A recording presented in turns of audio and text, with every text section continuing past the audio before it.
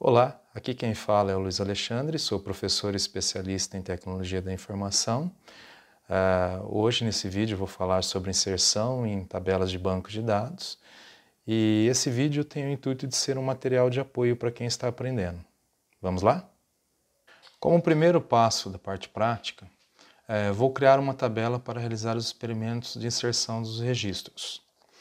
Essa tabela será denominada pessoa, que conterá os campos ID, um number de 10 posições e que vai ser a nossa chave primária, o campo nome, um varchar 2 de 120 posições, que não permitirá nulo, gênero, um char de 1 permitindo apenas as letras M e F e vai implementar para isso uma constraint de check, e data nascimento, um date que permitirá nulo. Para validar os scripts gerados, vou utilizar a Oracle Live SQL, uma ferramenta online que a Oracle disponibiliza para rodar seu ambiente e testar scripts para sua plataforma. Para usá-la é só ter uma conta no site da Oracle e lembrando que você pode usar qualquer outra ferramenta ou recurso que possibilite testar os scripts, como instalar a versão Express Edition do Oracle. Agora, para testar o script de criação da tabela, vou executá-lo no Oracle Live SQL. Após digitado o script, é só clicar em rodar e verificar o resultado. Neste caso, deve ser tabela criada. Aplicando um select básico na tabela, tem-se o resultado de nenhum registro encontrado, pois a tabela acabou de ser criada e ainda não sofreu nenhuma aplicação de script de inserção de registro. O comando da linguagem SQL para fazer a inserção de registros é insert_into.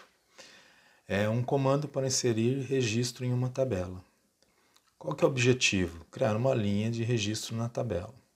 Características importantes. Insere apenas um registro por vez em uma única tabela. Pode ou não informar todas as colunas na construção de um insert. Sem informar as colunas, tem que colocar todas as que são obrigatórias, que são not null, ou que compõem a chave ou as chaves primárias da própria tabela. Em bancos de dados transacionais, os inserts só são efetivados na sua transação com o uso do commit, o comando commit, que efetiva a transação. Caso não queira que essa transação seja efetivada, pode anular com um rollback. Não é necessário informar as colunas na construção de um comando insert_into. Pode seguir os valores de acordo com a ordem de criação dos campos, com o create table da tabela.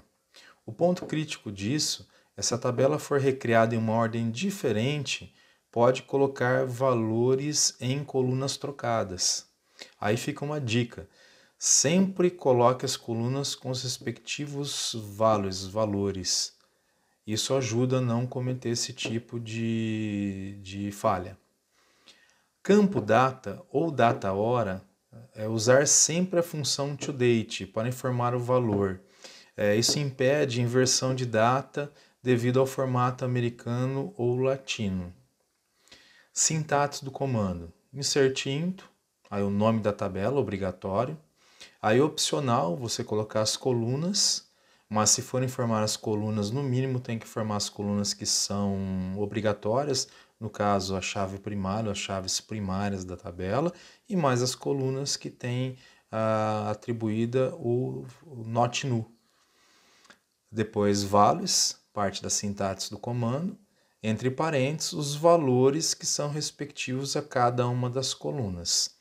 Quando eu informo as colunas, eu coloco na mesma ordem que eu coloquei as colunas. Não necessariamente elas precisam ser informadas na ordem da construção da tabela.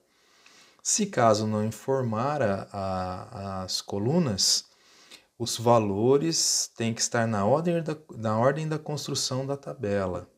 E todos os valores devem ser informados.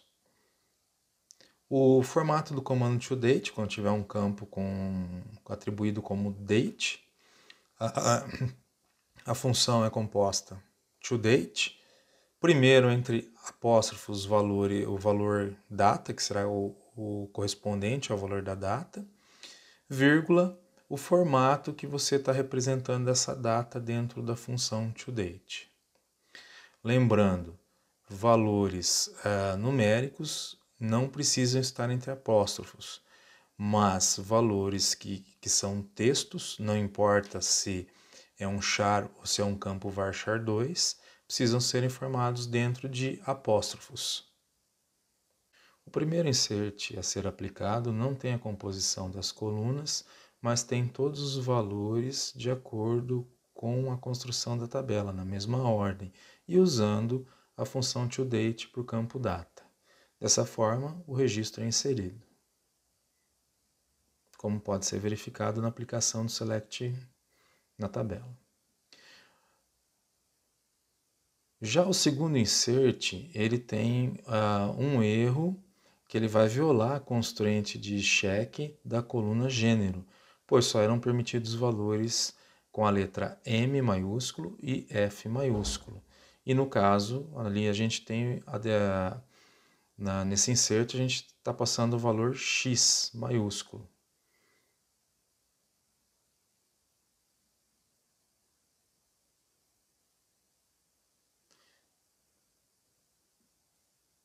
Já o terceiro insert também não tem a definição das colunas, mas tem uma inversão de valores. Então o ID está no lugar do nome e o nome no lugar do ID. Isso faz com que ele dê uma violação de invalid number. O cuidado que nós temos que ter aqui é que, dependendo da inversão, se os campos forem compatíveis, é possível que os valores sejam invertidos dentro das colunas. Nesse caso, como uma é number e a outra é varchar 2, não tivemos o problema. O próximo insert, ele tem a definição de todos os campos e os respectivos valores. Só que o campo data não foi usado a função toDate. Dessa forma, ele não reconhece o formato da data. Em alguns casos, dependendo do tipo de instalação do banco de dados, pode ser que ele aceite esse formato em forma de texto e ele inverta o mês com o ano. Então não fique 12/3/2001, e sim 3/12/2001. Já o próximo insert não foi informado o campo data de nascimento, pois não é um campo obrigatório. Então, o registro foi inserido da forma correta.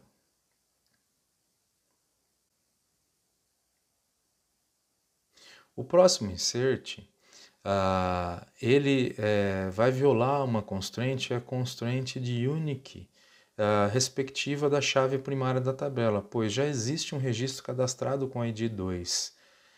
E nesse caso, ele não consegue fazer a inserção do registro, lembrando sempre que todas as regras, todas as constraints que foram aplicadas na tabela, elas serão checadas nos inserts que forem aplicados.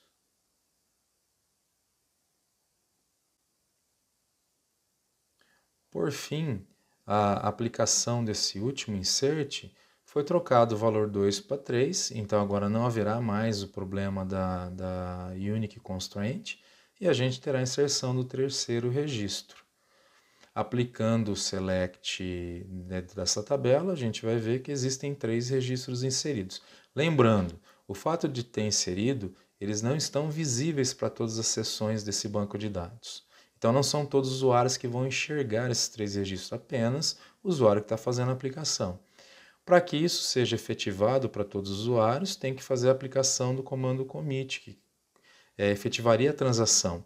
Ou, se eu não quero desfazer esses inserts, aplicaria o comando rollback, que faria o processo contrário. No caso, aplicando o comando commit, esses registros ficam visíveis para todos os usuários.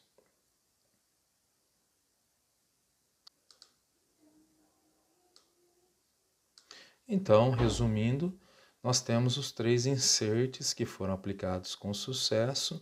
Lembrando, não é obrigatório a composição das colunas, mas quando eu não as faço, é necessário que eu coloque todos os valores na ordem correta da construção da tabela. Lembrando, campos data, eu preciso usar a função toDate. É recomendado que eu use a função toDate.